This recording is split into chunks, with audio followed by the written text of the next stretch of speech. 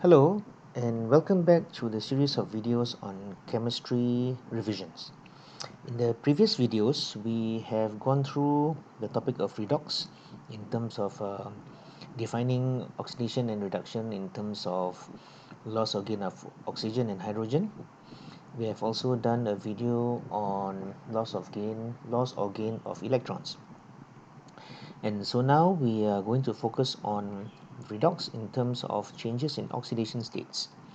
But before we do that, we need to get a good handle on how do we determine the oxidation states of elements within a compound. So this video will focus just on that. So first of all, we need to be able to correctly identify the oxidation states or the oxidation number of the different elements in a particular compound. There are certain rules that we need to follow, and so we will go through the rules now. Okay, so the first rule is that the oxidation state of a free element is 0. Okay, so the oxidation state of an element is 0. So when you see just elemental copper or sodium or sulfur or chlorine or hydrogen or oxygen, the oxidation state for these elements will be 0. Okay, next, the oxidation state of an ion is the same as the charge on the ion. So if we see Na plus, we will know that the oxidation state of this sodium ion follows the charge, and therefore it is plus 1.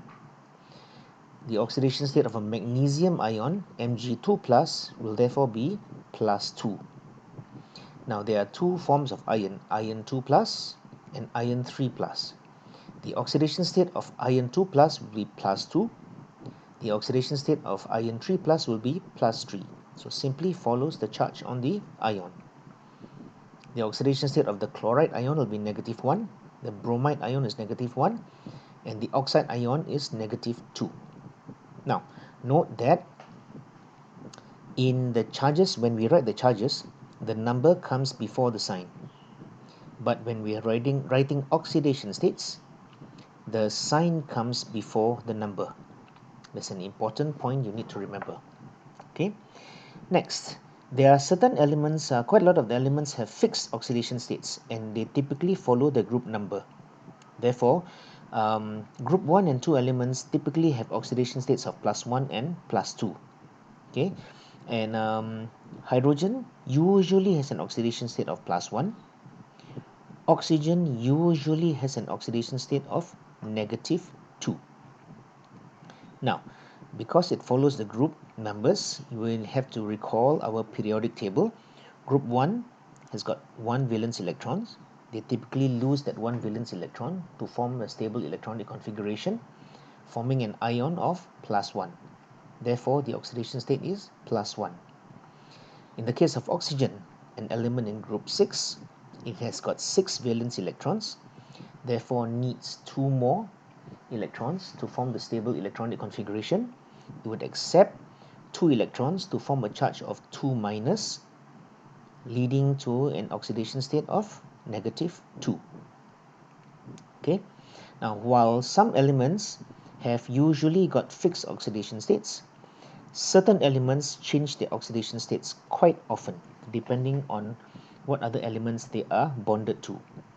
Okay, some examples of elements that have got variable oxidation states include carbon, sulfur, nitrogen, and even chlorine. We shall see some of these examples later on. Okay, now the oxidation states of all the atoms or ions in a compound add up to 0. So here we will do a little bit of calculations to show how we get the oxidation states of certain elements. So now let's do some examples. Let's take a look at magnesium chloride. Now, we know that magnesium, being in group 2, typically would have an oxidation state of plus 2. Okay, and chlorine, being in group 7, would usually have an oxidation state of negative 1. However, because there's 2 chloride ions here, we have to multiply it by 2. leading to a total of negative 2. So now here you can see that the negative 2 balances the positive 2 from the magnesium, giving an overall of 0. Okay, so let's take a look at methane, CH4. We usually assign hydrogen first, and hydrogen would have an oxidation state of +1. But because there's 4 hydrogens in methane, we multiply that by 4, giving a total of +4. Therefore, since the overall oxidation state has to be add up to 0, we can say that carbon here has an oxidation state of -4. Now let's take a look at sulfuric acid, H2SO4. Now there are 3 elements there: hydrogen, sulfur, and oxygen. Now, because hydrogen and oxygen don't usually change their oxidation states, we can assign those first. So, hydrogen has an oxidation state of +1. Since there's 2 of them, this will give us overall +2. Oxygen usually has an oxidation state of -2, but because there's 4 of them, we multiply by 4 to give us overall of -8. Now, that leaves us with sulfur. Since we know that the overall oxidation state has to be 0, the oxidation state of sulfur therefore would have to be +6. So that +2 and +6 balances the -8. So that is how we assign oxidation states of elements in a compound. Now, while the oxidation states of all the atoms in a compound add up to 0, in an ion, the overall oxidation states add up to the charge of the ion. So let us now investigate the hydroxide ion, OH-. We can assign hydrogen usually having +1. Oxygen usually has an oxidation state of -2. And you can see that all of these add up to -1, which is equal to the charge on the ion. So let's take a look at the sulfate ion, SO4 2-. Now, since we know that the oxidation state of oxygen usually doesn't change, we can assign the oxidation state of -2 to oxygen, and we multiply that by 4 because there's 4 oxygens in the sulfate ion, giving us a total of -8. Now, what would the oxidation state of sulfur be? Since we know that the overall oxidation state must be equal to the charge, which is therefore -2, sulfur in this case would definitely have to be having an oxidation state of +6. Let's do a last example, the carbonate ion. We would then assign the oxidation state of oxygen first, since that rarely changes. Oxygen typically has an oxidation state of -2. We multiply that by 3 to give us a total of -6. Now, why do we multiply it by 3? Because there are 3 oxygens in the carbonate ion. And because the overall oxidation state has to be equal to the charge, in this case it's 2-, the overall oxidation state has to be -2. Therefore, the oxidation state of carbon has to be +4. This is because +4 and -6 would add up to be -2, which corresponds to the charge on the carbonate ion. Okay, so these are the simple rules that we need to follow in order for us to determine the oxidation states of the elements that make up a compound or an ion. Now, like I said, usually hydrogen and oxygen have fixed oxidation states. However, there are certain exceptions. Let's take a look at these exceptions. Hydrogen peroxide has a formula of H2O2. Now, usually we say oxygen has an oxidation state of -2. Okay, and since there's two of them, it'll give us an overall of -4. Hydrogen typically has an oxidation state of +1. But since there's two of them there, we multiply it by 2 to give us overall of +2. Now you will notice that +2 and -4 do not add up to 0. But so how can that be? That is why this is an exception. In this particular case, we know that hydrogen, as usual, has an oxidation state of +1. Since there's two of them, it'll give us overall +2. So it has to be balanced by -2 in order for the overall oxidation state to be 0. So in this case, oxygen has an oxidation state of -1. Since there's two of them, it'll give us -2 overall, which balances the hydrogen. So you can see here that in this particular case of hydrogen peroxide, oxygen has an oxidation state of -1, as opposed to the usual oxygen having an oxidation state of -2. Now there is one more exception which you may come across, which is the set of compounds called hydrides. Now again, typically sodium, being in group 1, would have an oxidation state of +1, and hydrogen typically also has an oxidation state of +1. But hey, you can see the problem there. The total oxidation state adds up to +2, which is not possible because the overall oxidation states of compounds has to be 0. So in this case, what is the situation?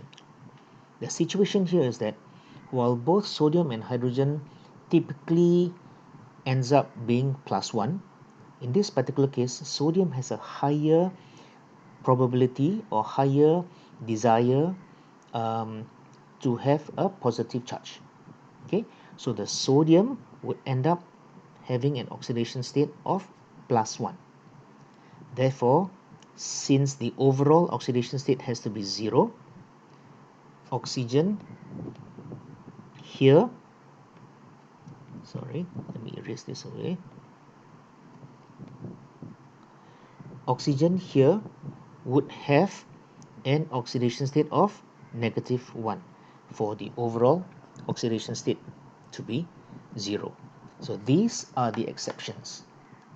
Okay, in hydrogen peroxide, the oxidation state of oxygen is -1 instead of the usual -2, and in sodium hydride, hydrogen has an oxidation state of -1 instead of the usual +1.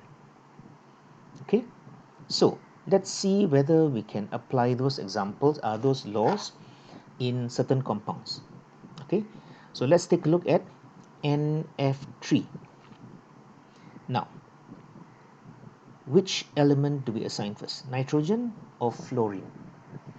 Typically, group 7 elements, fluorine would have an oxidation state of -1, because remember, fluorine is in group 7, it's got 7 electrons, it would accept 1 electron to form stable electronic configuration.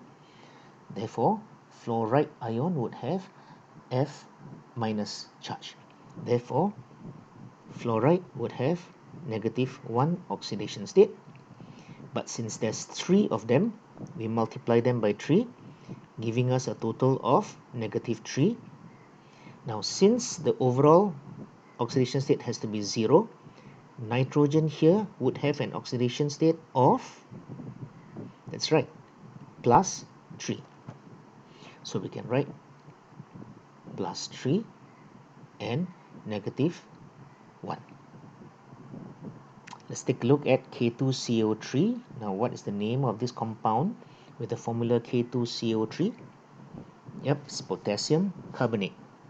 So now we've got 3 elements: potassium, carbon, and oxygen. So, which elements do we assign the oxidation state first? Typically, group 1 elements don't change their oxidation states. So, potassium would have an oxidation state of plus 1. Now, we know that we can see that there's 2 of potassiums here.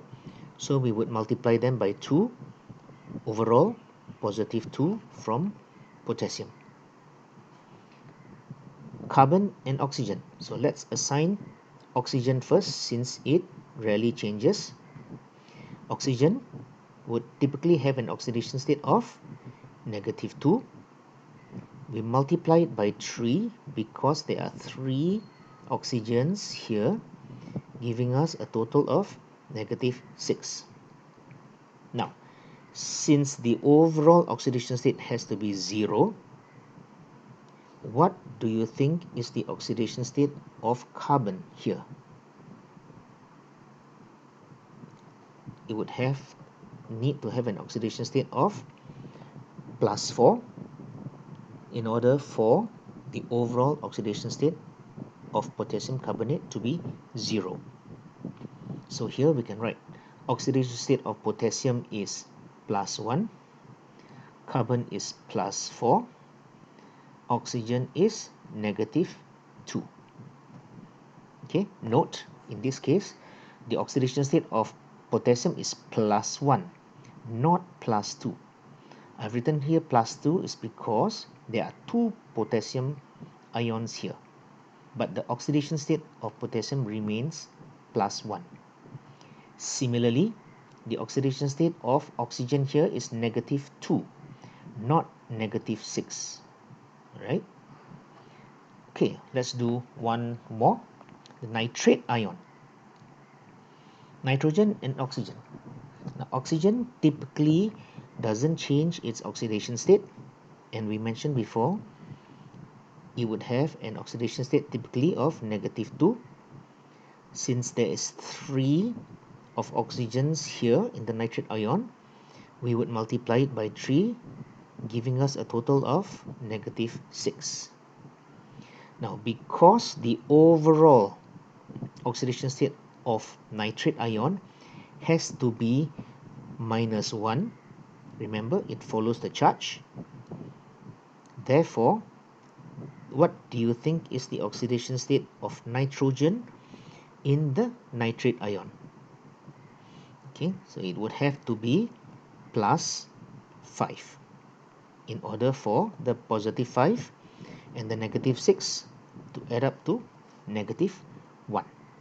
Okay, so nitrogen would have an oxidation state of plus 5 and oxygen an oxidation state of negative 2.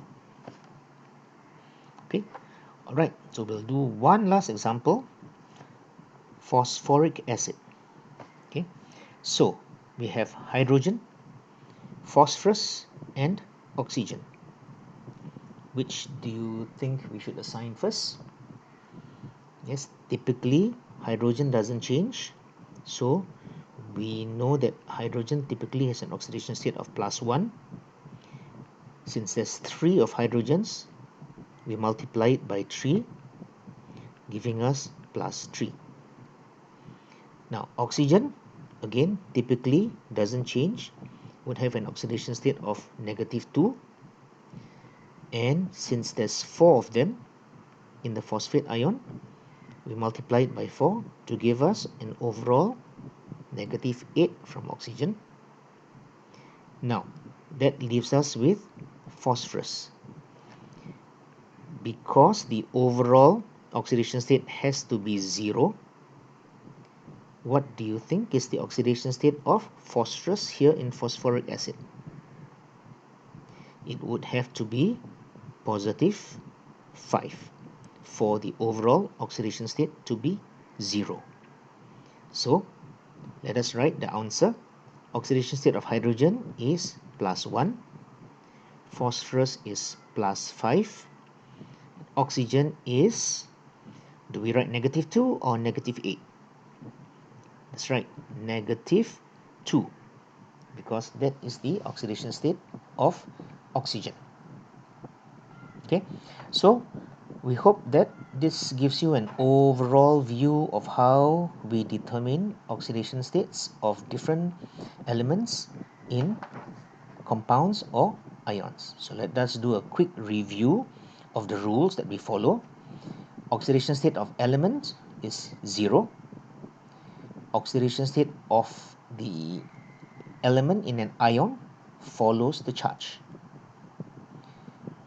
The certain elements have got fixed oxidation states. The oxidation state of the elements in a compound add up to 0. Whether it is ionic or covalent, the oxidation states all add up to 0. And the sum of oxidation states or oxidation numbers of all atoms in a polyatomic ion would be the same as the charge on the ion. So these examples highlight the rules that we have to follow when we assign oxidation states. Now this is a very important skill you need to know, because when we move on to solve problems on redox reactions, and we would have to determine whether something is oxidized or reduced based on whether the oxidation numbers change or remain the same, which we will cover in the next topic. So I hope this video has been useful for you. We'll see you in the next video. Okay, thank you. Bye-bye.